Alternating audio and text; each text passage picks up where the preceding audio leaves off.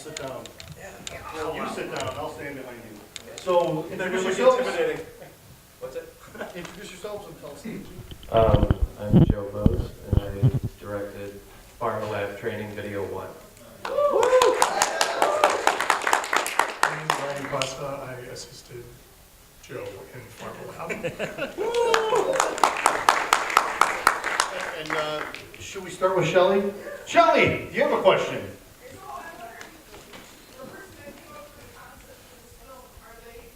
Biology, because SCNT is kind of a new thing, and I love the concept.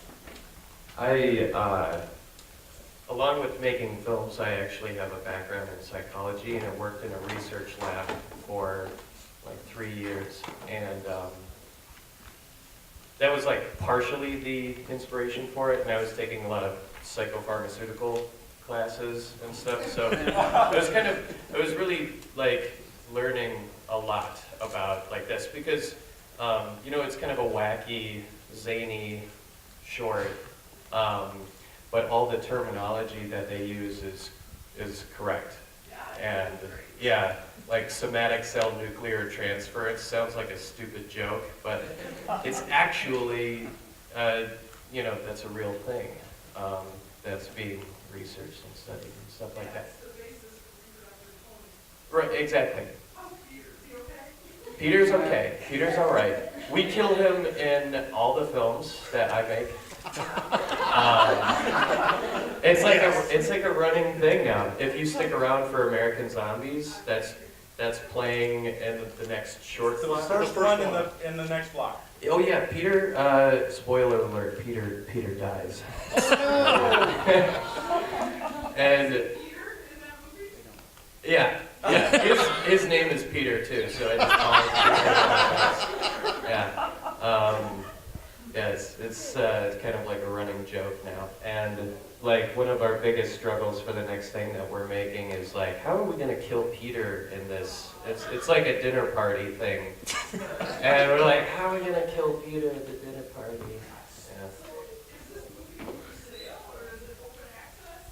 Yeah. Right now it's like. There's like a password protected link on Vimeo or something, but I'll just give it to you. I'll give you the password. Oh yeah, they'd love that.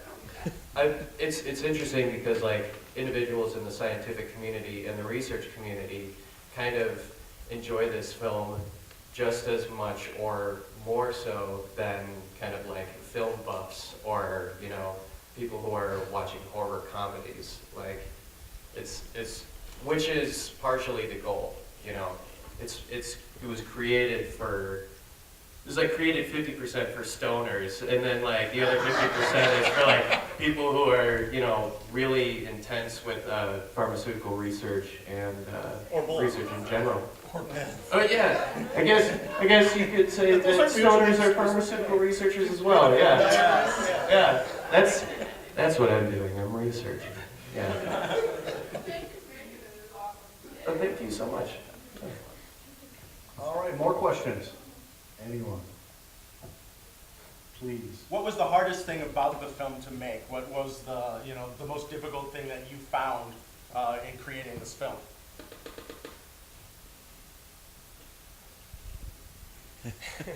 Moving on. Every second. Probably the blood. The blood? Oh, Yeah. God, yeah, that's I think right. we used about 5 gallons throughout the whole thing. Yeah. Wow. And because we were working on, places that it was like one shot, because the cleanup effort would have been staggering. Yeah. So we left it. No, but it was just, making sure all that was set up the right way and everything rolling. Yeah. Where did you shoot? On the UW Milwaukee campus. Awesome. So the first bit is in Northwest Quadrant, which used to be an old hospital. And then the virtual reality is in the arts building. And then the Russian cabin is in a garage.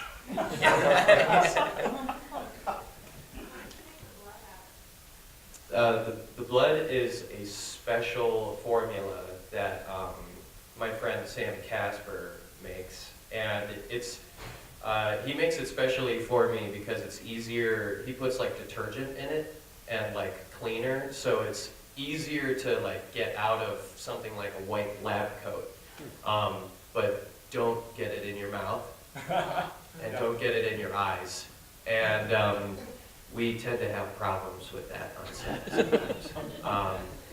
But I'd say, I'd like to echo that, yeah, like the hardest part of making this film was making sure that all of our like explosions and blood gags were perfect, you know, because you can't go back. You can't explode a dick twice, you know? You can't smash a hand twice. You can't, you know, you have to make sure everything is perfect before it happens. And that was probably the hardest part, was knowing that we couldn't turn around or come back later and do it, because I didn't have any money to keep going. Yeah, that was definitely very difficult and very nerve-wracking. It's just constantly like being worried about perfection and stuff like that. Anybody have any questions? These guys are here, you're willing victims, or unwilling, I don't care. And we'll bring them up again for, to talk about American Zombies though, of course, too, so if you'd like. Fine, I got one. All right. So, seeing as how that had like 3 structures to it, which was the first part of the concept that kind of came to you guys? Was it the weird, you know, video, or was it the virtual reality concept, or just the little hamster in the wheel at the end? Some of it came hand in hand. For a long time, I've always wanted to put a guinea pig in someone's head cavity, just because of like, it, for the, you know, the metaphor, the message that it sends, Yes. but also because it's fucking funny to put a guinea pig in someone's fucking head.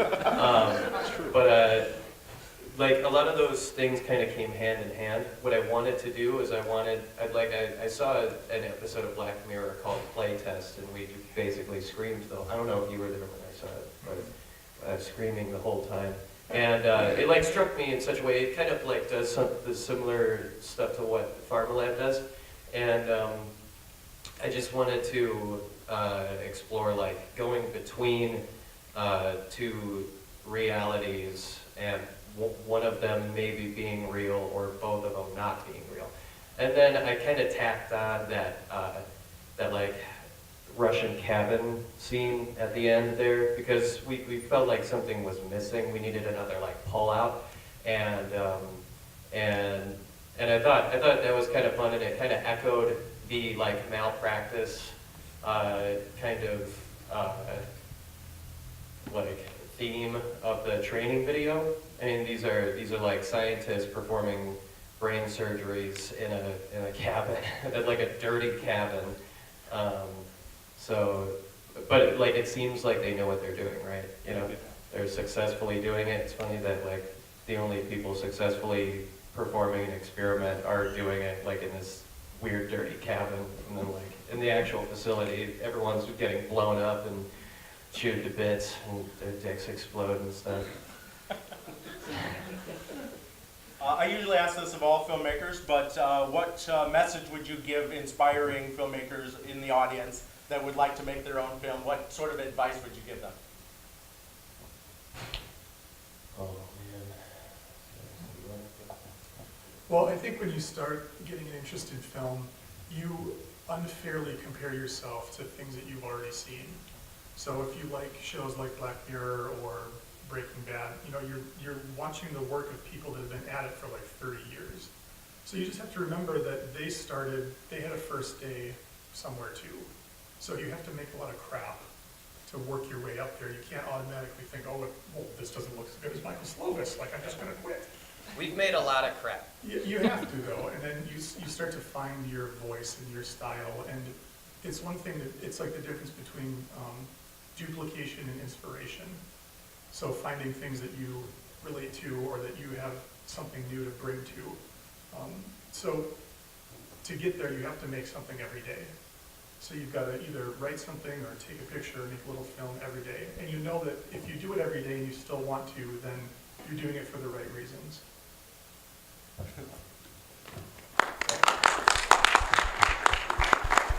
My advice would be just make good films. Just don't make, Skip the bad part. yeah, but like, even if it's bad, like, make it good. Yeah. For the love of God. But yeah, just keep, basically, everything that you said was perfect. Yeah, just keep going. Everyone has a first day. Yeah. Gotta keep trying. All right. Yeah. All right. We have one more? Go ahead. If I heard you correctly, you're Russian, Kevin, who was the last thing before you called? Yes. Okay. What was your original direction then? Because the way that I was watching it after that scene happened, it kind of seemed like you did that first.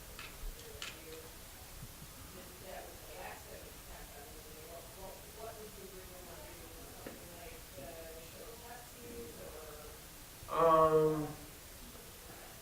Well, I knew I wanted to do something, I just didn't know exactly what I wanted to do. So, like, there wasn't necessarily an original idea that we had to X out. It was just like a big blank space, and we were like, well, we have to get to that sometime.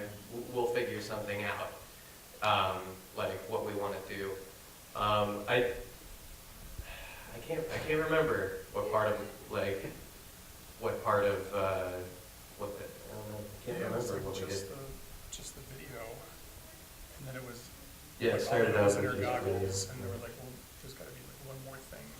Yeah, we just kept kind of tacking things on, and finally it became like a cohesive piece. Yeah, Which you wouldn't know from the crazy person wall we had. Like there's twine and Post-its, like, well, this doesn't make sense at all. yeah. Oh, yeah. We made, the room that we produced the film in was just covered in just shitty scripts, coffee stains everywhere, like just crazy dry erase boards. I took a picture of my dry erase board that I was using, and it looks hilarious. It looks like a conspiracy theorist person, because it's like, there's like Pharma, like this or that, like this is like arrows to like bad and arrows to like dope and hope. It's our medical strategy. And then there's like all caps, there's like the Russians, yeah. It was, if anyone walked in, and then there was like must kill Peter, like if anyone walked into that room and saw that board, they would probably call the cops if they didn't know we were making a film. Yeah.